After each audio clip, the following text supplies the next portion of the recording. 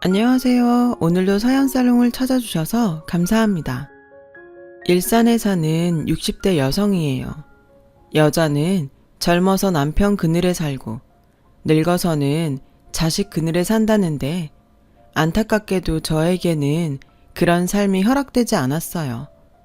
돌이켜 생각해보면 여자 혼자 감당하기에는 너무도 지난한 삶이었지만 그래도 저는 과거의 제 선택에 조금도 후회가 없어요.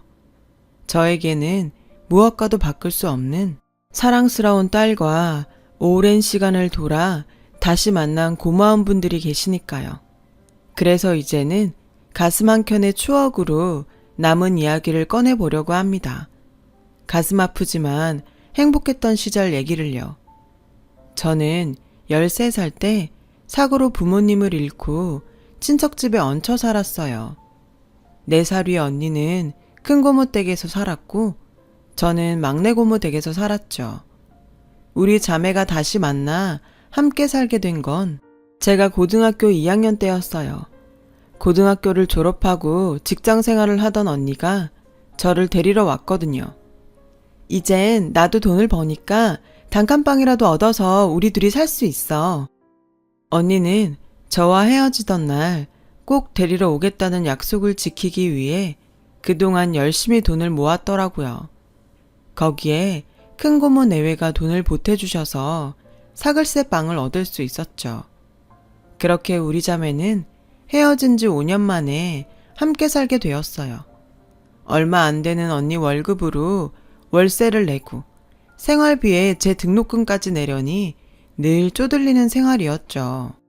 그래도 남의 눈치 안 보고 우리 자매가 함께 살 수 있는 것만으로도 더는 바랄 게 없었어요. 저는 얼른 졸업해서 취직을 해야겠다는 일념으로 하루하루를 버텼죠. 그리고 드디어 상고를 졸업하고 작은 무역회사에 격리로 취직을 했어요.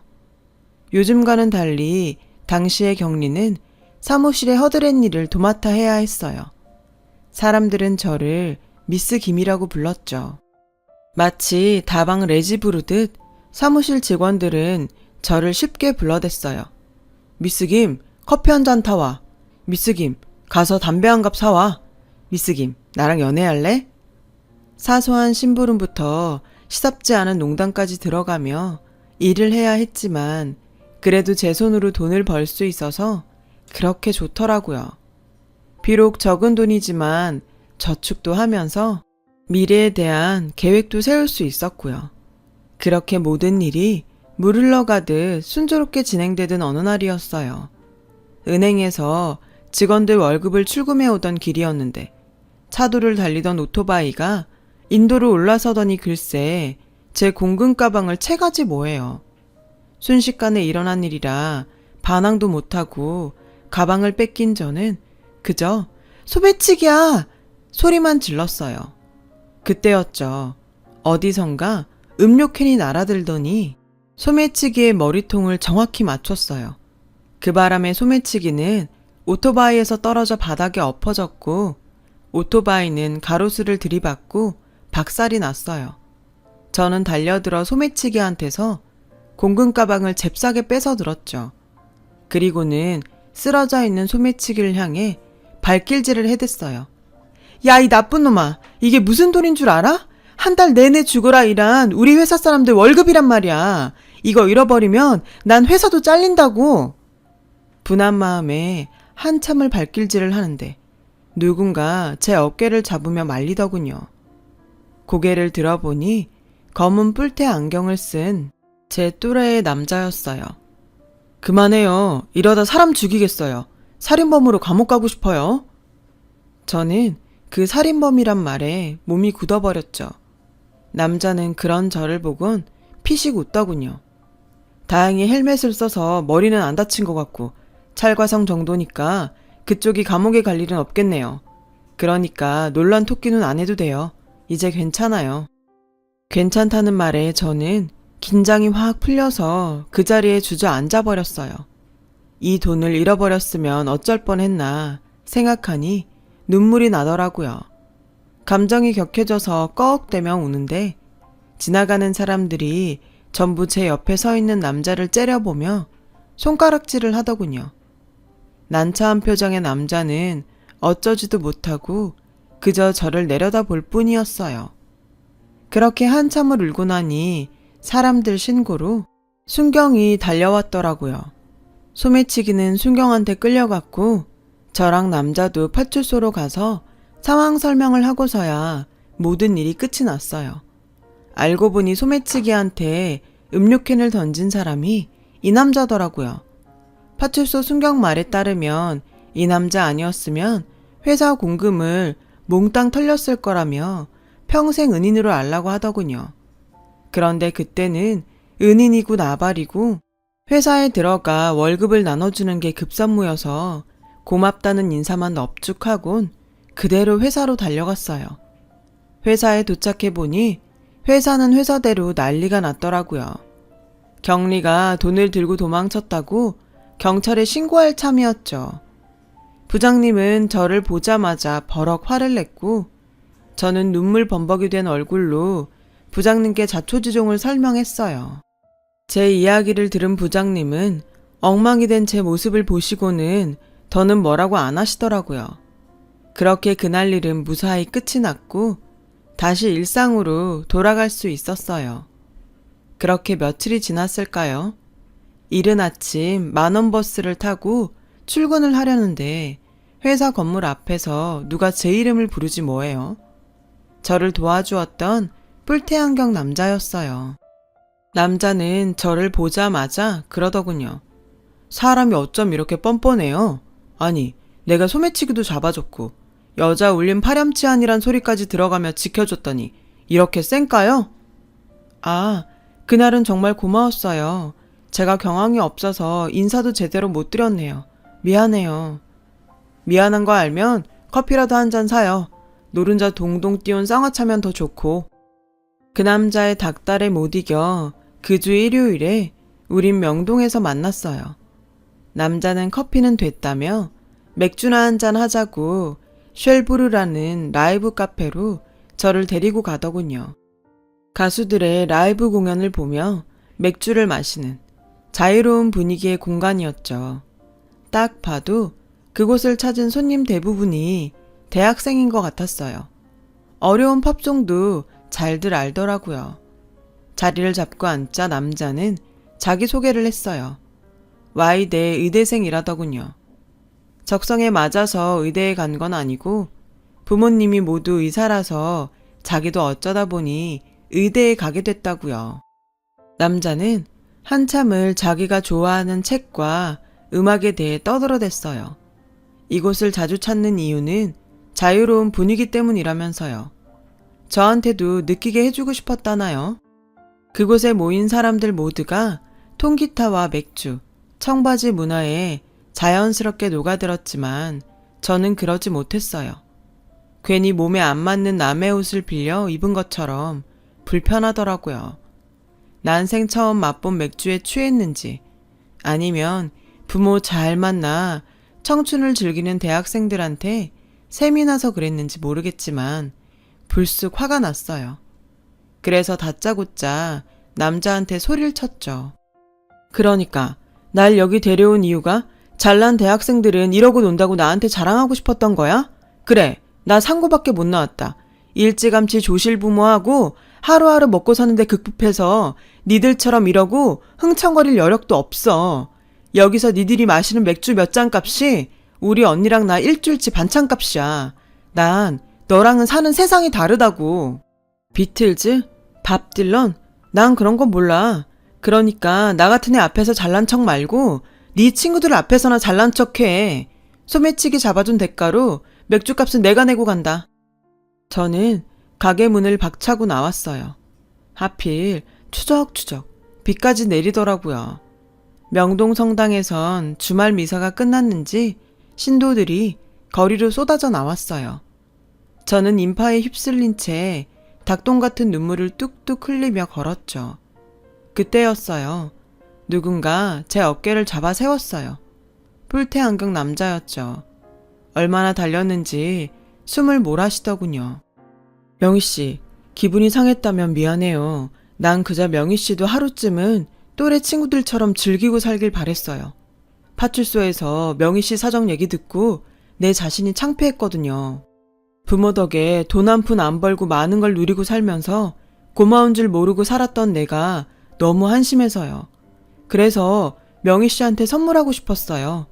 열심히 살았으니까 오늘 하루쯤은 이렇게 보내도 된다고 말해주려고요. 그리고 이 돈은 가져가세요. 선물을 하고 돈을 받을 순 없으니까요. 오늘 일은 정말 미안해요. 내가 주제 넘었어요. 사실 저는 가게를 나오던 그 순간부터 후회를 하고 있었어요. 타인의 호의를 고맙게 받아들이지 못하는 제 자신이 너무 옹졸하게 느껴졌거든요. 그런데 이렇게 따라와 사과까지 하니 민망해서 얼굴을 못 들겠더라고요. 그런데 그 순간 주책 없이 배에서 꼬르륵 소리가 나지 뭐예요. 남자는 그 소리를 들었는지 웃음을 참으며 괜한 헛기침만 하더군요.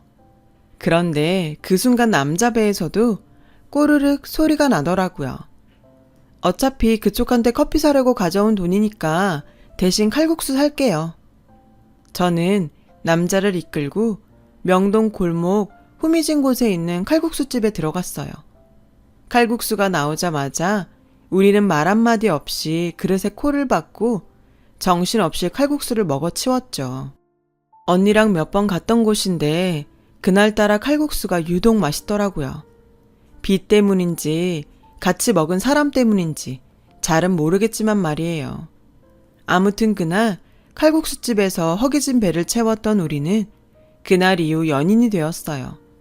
언니는 저에게 대학생 남자친구가 생겼다는 말을 듣고 반가워하면서도 내심 걱정을 하더군요. 난 네가 상처받을까봐 걱정돼. 학벌도 그렇고 사는 형편도 너무 차이가 나잖아. 저도 언니 마음이 이해가 안 가는 건 아니었어요. 저도 걱정을 했으니까요. 하지만 이런 걱정은 기우에 불과했어요. 남자친구의 부모님은 영화나 드라마에 나오는 있는 집 부모들과는 달랐거든요. 교양 있고 따뜻한 분들이셨죠. 제가 언니랑 둘이 사는 처지를 아시고도 눈치를 주거나 함부로 대하지 않으셨고 오히려 자매가 기특하다시며 부모님이 살아계셨다면 자랑스러워했을 거라고 말씀해 주셨어요.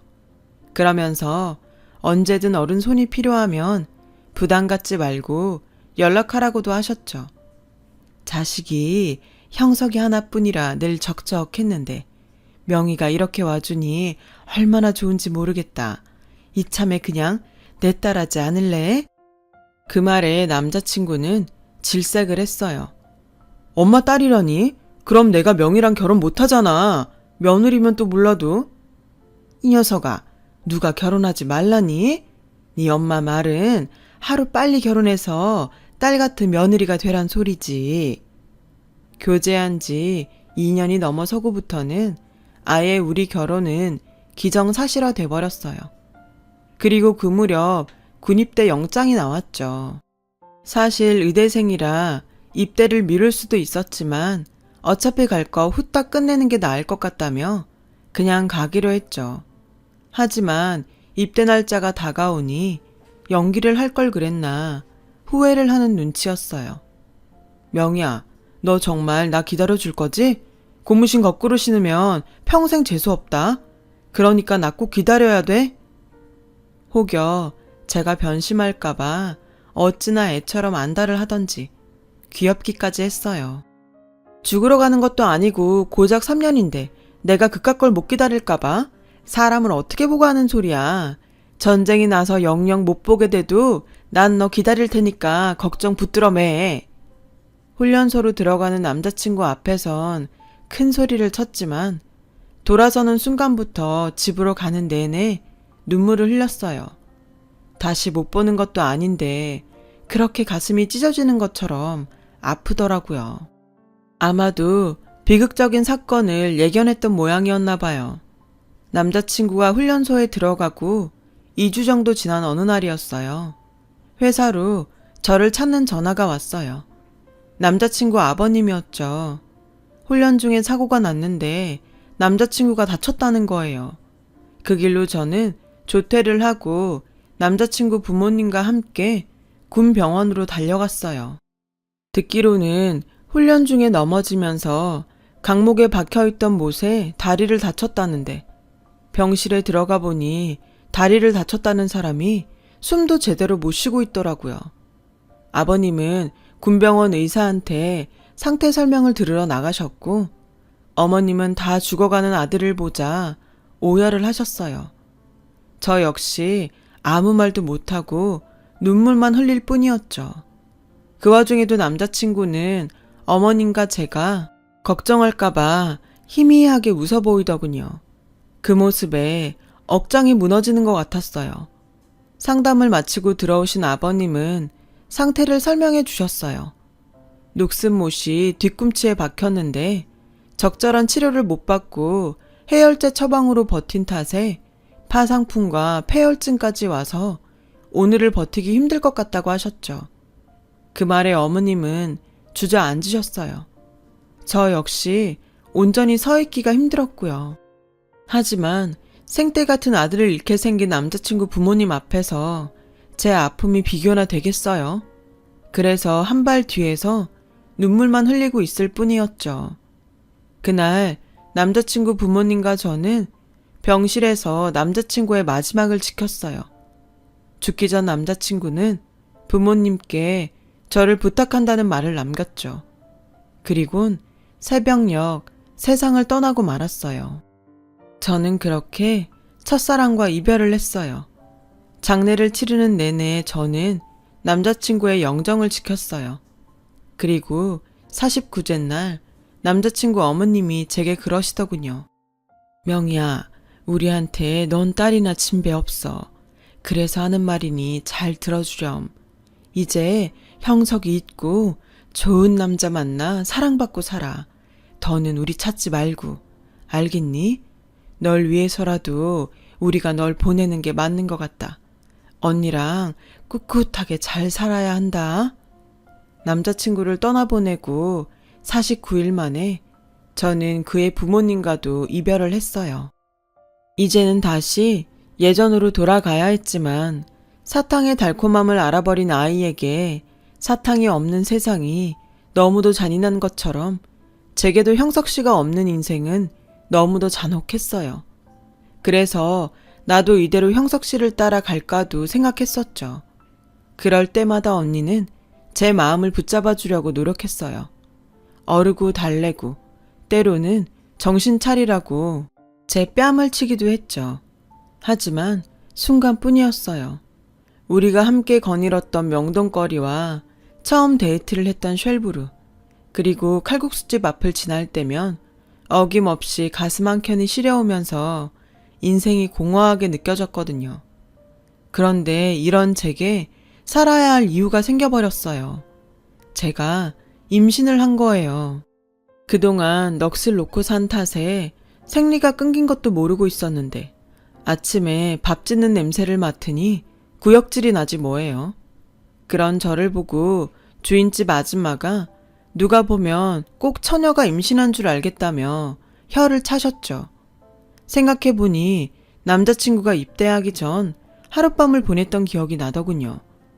너무 당황스럽고 막막해서 어떻게 해야 할지 모르겠더라고요. 며칠을 끙끙거리다 결국 언니한테 이 사실을 알렸어요. 언니는 당장 병원에 가자고 하더군요. 그렇게 언니 손에 끌려 병원에 갔는데 임신이 맞더라고요. 3개월 정도 됐다고 하니 그날 임신이 된 게 확실했어요. 언니는 남자도 이미 죽고 없는데 애는 낳아서 뭐하냐고 지우자고 했지만 그렇게는 못하겠더라고요. 이 아이라도 품고 있어야 제가 살 수 있을 것 같았거든요. 그게 무슨 소리야. 처녀가 애를 낳아서 뭘 어쩌겠다고. 부모 없이 자라서 몸뚱아리 함부로 굴렸다는 소리밖에 더 들어? 죽은 남자 애 때문에 네 인생 망칠 거야? 명희야, 이번만큼은 제발 언니 말 들어. 제발 네 인생을 좀 생각하라고. 언니의 필사적인 만류에도 불구하고 저는 아이를 낳기로 결심했어요. 회사에는 비밀로 하고 다녔고요. 하지만 7개월을 넘어가면서 배가 많이 불렀고 결국 얼마 뒤 회사를 그만두게 되었어요. 그 후로는 동네 아주머니들과 함께 집에서 할 수 있는 부업을 했어요. 봉투를 붙이고 양말을 포장하고 인형 눈을 붙이는 일도 했죠. 출산을 반대하던 언니는 결국 제 편이 되어주었어요. 세상의 가족이라고는 너랑 나뿐인데 나마저 널 버리면 우리 명이 가여워서 어떡해? 그러니 나라도 네 편 해야지. 그래, 이렇게 된 거 낳자. 낳아서 언니랑 같이 키우자. 지금보다 더 어려운 상황도 지나왔는데 이 일정도 못 견디겠니? 그러니까 넌 잘 먹고 좋은 생각만 해. 철없는 동생 때문에 언니는 또다시 처녀 가장이 되고 말았어요. 그렇게 시간은 흘러 저는 출산을 했어요. 눈에 넣어도 아프지 않을 딸이었죠. 다른 산모들은 친정 엄마가 찾아와 옆에서 돌봐주었는데 저는 언니가 회사에 휴가를 내고 저를 돌봐주었죠. 퇴원을 한 후엔 주인집 아주머니가 많이 도와주셨어요. 말로는 처녀가 애를 낳았다고 뭐라고 하셨지만 그래도 끼니마다 잊지 않고 미역국을 챙겨주셨죠. 기저귀를 빨려고 수도가에 앉을 아치면 소리를 고래고래 지르시면서 저를 방으로 들여보내곤 대신 빨아주셨고요. 몸을 추스르고 다시 직장에 나가게 되었을 땐 동네 아주머니들이 번갈아가며 딸아이를 봐주셨어요. 한 아이를 온 동네가 함께 키우는 셈이었죠. 제 딸은 온 동네에 여러 엄마를 두고 무럭무럭 자랄 수 있었어요. 딸아이가 유치원에 들어갈 무렵 언니가 결혼을 했어요. 형부는 언니랑 같은 은행에 다니는 은행원이었는데 제 처지를 알고는 어린 제 딸을 많이 아껴주셨죠. 가령 유치원에서 재롱잔치를 할 때면 자청해서 일일 아빠 노릇도 해주었어요. 어린 가슴에 상처 입지 않도록 말이에요. 딸아이가 초등학교에 들어갈 무렵 회사를 그만둔 저는 동네에 작은 옷가게를 차렸어요. 아이를 키우며 살자니 아무래도 업무 시간이 정해진 회사보다는 시간 활용에 용이한 장사를 하는 게 나을 것 같았거든요. 처음엔 사입을 하는 요령이 없어서 재고를 많이 떠안았지만 시간이 지나자 요령도 생겨서 꽤 수입이 좋았어요. 첫 애를 낳고 회사를 그만둔 언니가 종종 가게를 봐준 덕분에 딸아이 교내 학부모 활동에도 지장 없이 참여할 수 있었고요. 비록 반쪽뿐인 부모였지만 남들만큼 먹이고 입히고 가르치며 키웠어요. 다행히 딸아이도 잘 자라주었고요. 그런데 대학 진학을 앞둔 딸아이가 느닷없이 간호학과에 가겠다고 하지 않겠어요?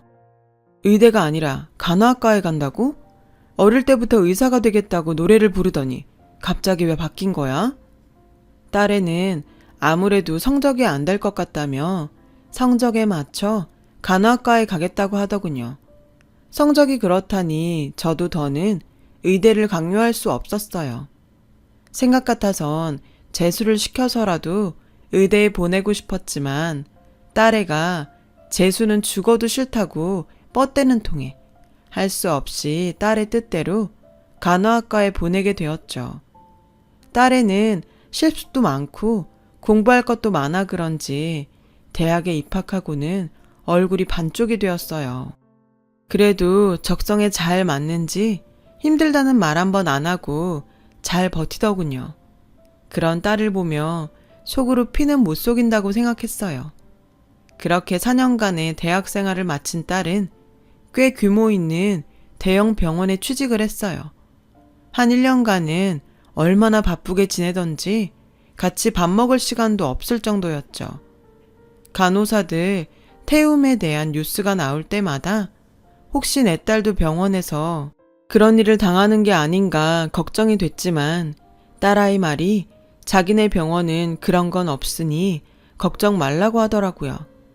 병원 이사장님이 덕망 높은 분들이라 타 병원에 비해 직원 복지도 좋다면서요. 그렇게 딸아이는 그 병원에서 간호사 생활을 이어갔고 그러는 사이 28이 되었죠.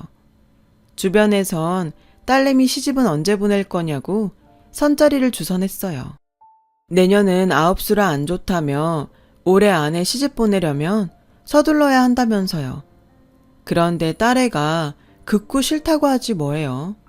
솔직한 심정이야. 하나밖에 없는 딸 가능하다면 평생 데리고 살고 싶지만 딸의 인생을 생각하면 하루빨리 짝지어주는 게 도리라고 생각한 저는 딸애를 설득하러 병원으로 찾아갔어요. 딸아이가 일하는 병동에 막 들어섰는데 글쎄 딸애가 의사가운을 입은 남자랑 다정하게 장난을 치고 있더라고요. 딱 봐도 보통 사이는 아닌 것 같았어요. 저를 본 딸애는 정색을 하더니 남자를 밀쳐내더라고요. 당황한 남자는 그제야 저를 보고는 도망치듯 가버렸고요. 하지만 이미 제게 둘 사이를 들켜버린 딸은 이실직고를 했어요. 사귄 지 2년 좀 안 됐어. 안 그래도 엄마한테 인사시키려고 했는데 딱 걸렸네. 남자는 딸애보다 2살 위로 같은 병원 레지던트라고 하더군요. 인상도 괜찮고 마음에 들더라고요. 쇳불도 당긴 김에 빼랬다고 딸애한테 주말에 집에 데리고 오라고 했어요. 이미 둘 사이엔 결혼 이야기가 구체적으로 진행된 터라 딸애도 흔쾌히 그러겠다고 하더라고요. 예비사위가 오기로 한 날 아침부터 언니랑 장을 봐다가 음식 준비를 했어요. 형부는 남자는 남자가 봐야 한다며 퇴근 후 저희 집으로 오겠다고 하는 걸 제가 극구 말렸죠. 일단 저 혼자 보고 싶었거든요. 이윽고 딸애와 예비사위가 집에 왔어요. 의사가운을 입었을 때도 멋있었지만 정장 차림도 꽤 잘 어울리더라고요. 예비사위는 지난번에 인사를 못 드려서 죄송하다고 사과를 하더군요. 괜찮아요. 그게 뭐 대수인가? 이렇게 인사하러 왔으면 됐지. 나는 다른 건 안 바래요. 우리 나경이만 아끼고 사랑해주면 다른 건 아무것도 필요 없어요. 이 말을 하는데 그간 살아온 세월이 떠올라 울컥하더라고요. 안 그러려고 했는데도 어찌나 눈물이 나던지 결국 딸애한테 한 소리를 들었지 뭐예요. 예비사위는 제 딸 눈에 눈물 나는 일은 없게 하겠다고 약속을 하며 제게 장모님이라고 불러주더군요. 별거 아닌 호칭에 저는 또 울컥했고요.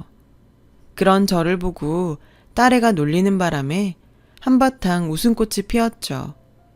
그렇게 화기애애한 분위기 속에서 식사를 마치고 예비사위가 돌아갔어요. 전 배웅하고 돌아온 딸애한테 사윗감이 참 마음에 든다고 했죠. 그랬더니 딸애가 걱정스러운 표정으로 그러더라고요. 근데 시부모님이 만만치 않은 분들이라 솔직히 걱정이야. 외아들이라서 부모님 기대가 크시거든. 게다가 의사 아들인데 왜 안 그렇겠어? 혼수 때문이라면 걱정하지 마. 엄마가 달러빚을 내서라도 혼수는 제대로 해줄 테니까. 그러니까 넌 아무 걱정하지 마. 말은 그렇게 했지만 의사사위였는데 어지간한 혼수로 될까 싶었어요. 아니나 다를까 얼마 뒤 남자 쪽 엄마가 병원으로 제 딸을 찾아왔다더라고요. 환자들이 다 보는 앞에서 간호사 주제에 언감생심 의사 아들 넘보냐며 당장 자기 아들한테서 떨어지라고 난리를 치고 간 모양이었어요. 딸애가 울먹이며 병원에서 있었던 일을 말하는데 이야기를 듣는 내내 가슴이 찢어지는 것 같았어요. 모든 게 다 제 탓인 것만 같았거든요. 엄마, 나 그때 그냥 의대 갈 걸 그랬어.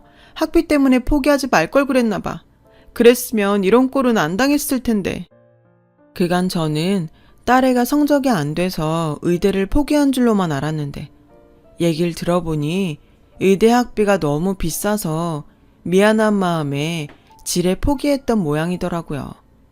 제가 너무 몰랐던 거예요. 다른 집 엄마들처럼 똑똑했더라면 어떻게든 딸애를 의대에 보냈을 텐데 이 엄마가 무식해서 딸애의 미래를 망친 것 같았어요. 그 일이 있고 얼마 뒤 뜻밖의 손님이 제 가게로 찾아왔더라고요. 우리 아들이 하도 부탁을 해서 일단 만나보고 얘기라도 할까 해서 왔습니다. 나 재민이 엄마예요. 예비 안사돈이었어요. 예비 안사돈은 빚쟁이한테 빚 받으러 온 사람처럼 가게를 살피더니 언짢은 표정으로 그러더군요. 동네 구멍가게 수준인데 혼수는 제대로 해올 수 있겠어요? 하나뿐인 딸인데 최대한 맞춰보도록 하겠습니다. 듣자 하니 나경이 이모부가 땡땡은행 지점장이라던데 맞아요? 지 말론 자길 딸처럼 예뻐한다던데? 그렇긴 합니다만 그게 우리의 결혼이랑 무슨 상관이 있죠? 예비 안사돈은 제 물음엔 대꾸도 않고는 애들이 그렇게 원하니 결혼 문제는 생각해 보겠다고 하고는 갔어요. 죽어도 안 된다던 사람이 갑자기 태도를 바꾼 게 마음에 걸렸어요. 그런데 아니나 다를까 며칠 뒤 언니한테 전화가 왔더라고요. 안사돈이 형부를 찾아왔더라고 했어요. 결혼을 허락해 줄 테니 거액을 대출해 달라고 했다더군요. 형부가 담보도 약하고 신용등급도 안 좋아서 대출은 어렵겠다고 했더니 조카 딸 의사 남편 얻는데 그 정도도 못 해주냐며 성질을 내고 갔다고요. 언니한테 그 말을 듣는데 어찌나 얼굴이 화끈거리던지 창피해서 혼났어요. 당장 형부한테 전화해서 죄송하다고 사과를 했죠. 그랬더니 오히려 형부는 제 딸 걱정을 하더라고요. 그깟 대출 나도 해주고 싶지만 그게 담보도 그렇고 어지간해야 말이지. 그나저나 대출 안 해준다고 나경이 찾아가서 해코지라도 하면 어떡하지? 형부 말을 듣고 보니 지난번 병원으로 찾아와 딸애를 망신 준 일이 떠올랐어요. 그깟 결혼 안 하면 그만이지만 우리 딸 가슴에 못 박는 건 참을 수 없었어요. 그래서 딸애한테 전화를 했어요. 혹시 안사돈이 찾아오지 않았냐고요. 그런데 마침 그때 수화기 너머에서 카랑카랑한 그 여자 목소리가 들리지 뭐예요. 순간 눈이 뒤집힌 저는 그 길로 딸애가 일하는 병원으로 달려갔어요. 그런데 그곳에서 제가 마주한 상황은 제 예상과는 전혀 다른 모습이었어요. 아나무인이던 예비 안사돈이 제 딸의 앞에서 벌벌 떨며 고개를 숙이고 있지 뭐예요. 다가가서 보니 제 딸 옆에는 백발이 성한 노부부가 서 있더라고요. 예비 안사돈의 사과에도 불구하고 노부인은 호통을 쳤어요. 의사 아들 둔 게 무슨 벼슬입니까? 의사 면허 앞세워 한미천 챙기고 싶은 거라면 당신 아들 데리고 당장 내 병원에서 나가세요. 우린 그딴 의사 필요 없습니다. 그리고 똑똑히 알아두세요. 한 번만 더 환자들 보는 앞에서 내 병원 간호사한테 함부로 했다가는 내가 당신 형사고발할 겁니다. 아셨습니까? 예비 안사돈은 고개를 조아리며 연신 사과를 했어요. 그런데 그 노부부의 모습이 왠지 낯이 익더라고요. 많이 늙긴 하셨지만 알 수 있었죠. 형석 씨 부모님이었거든요. 어머님! 저는 눈물을 글썽이며 다가갔어요. 제 목소리를 들은 노부부는 잠시 저를 쳐다보시더니 이내 알아보시더군요. 명희야. 어머님은 절 끌어안고는 울먹이셨어요. 그동안 어떻게 지냈냐며 아무리 찾지 말라고 했기로서니 어쩜 연락 한번 없었냐고 서운해하시더군요. 네가 병원에 무슨 일이냐? 혹시 너 어디 아픈 거니? 그런 거야? 아니요. 딸아이가 이 병원에서 간호사로 일해요. 나경아, 이리 와서 인사드려. 내 친할머니, 친할아버지셔. 제가 딸애를 소개하자 두 분은 깜짝 놀라셨어요. 그리곤 나경의 얼굴을 살피시더니 이내 눈에 눈물이 고이셨죠. 어머님은 제 딸의 얼굴을 어루만지시며 어째 자꾸 눈이 가더라고. 그래서 저 여자한테 당하고 있는 걸 그냥 지나칠 수 없었다고 하셨어요. 그랬는데 당신 손녀라니 놀랄 수밖에요. 형석이랑 눈이 똑 닮았구나. 손녀딸이 지척에 있었는데 이 할미가 못 알아봐서 미안하다. 제 딸애가 병원 이사장 손녀라는 사실에 사람들은 놀라는 표정이었어요. 그리고 누구보다 놀란 사람은 바로 예비 안사돈이었죠. 그날 이후 우리 모녀에게는 많은 변화가 있었어요. 딸아이는 28년 만에 아빠의 호적 밑으로 들어갔고 저에게는 세상 가장 큰 빽인 부모님이 생겼으니까요.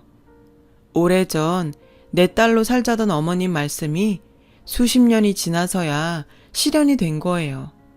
뒤늦게 완성된 우리 가족은 비록 짧은 기간이었지만 서로 애틋한 시간을 보낼 수 있었어요. 그러고 보니 이게 벌써 10년도 더 지난 일이네요. 현재 시부모님께서는 두 분 모두 세상을 떠나시고 안 계세요. 살아계시는 동안 그동안 못해드린 생신상과 자식 노릇을 해드릴 수 있어서 얼마나 다행이었는지 몰라요. 적어도 가슴에 한은 안 남을 테니까요. 시부모님도 오랜 시간 적막한 집안에서 두 분만 계시다가 하루아침에 손녀딸과 며느리가 들어와 북적이니 매일 살맛이 난다고 하셨더랬죠. 조금 더 오래 사셨더라면 좋았을 텐데. 현재 병원은 두 분의 유언에 따라 제 딸이 이사장직을 맡고 있어요. 참, 제 딸과 결혼할 뻔했던 예비 사위는 제 딸이 이사장 손녀라는 사실이 알려지고 얼마 뒤 병원을 그만뒀어요. 자기 엄마가 한 짓 때문에 창피해서 병원에 있을 수 없었던 모양이더라고요. 어느덧 마흔을 앞둔 제 딸은 여전히 미혼으로 살고 있답니다. 제 꿈을 찾아 뒤늦게 의대에 들어간 탓에 결혼을 생각할 겨를이 없었거든요.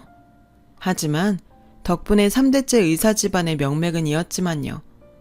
4대는 어째 가능할지 모르겠습니다. 열심히 살아온 제 딸, 그것만으로 자랑스럽고 자신이 행복해야 하니 저도 행복합니다. 지금까지 저의 파란만장한 인생 이야기를 들어주셔서 감사드려요. 항상 건강하시고 복 많이 받으세요. 여러분, 사연 댓글에 응원과 현명한 조언 부탁드려요. 좋아요와 구독은 저에게 큰 힘이 됩니다. 오늘도 좋은 일 가득하세요.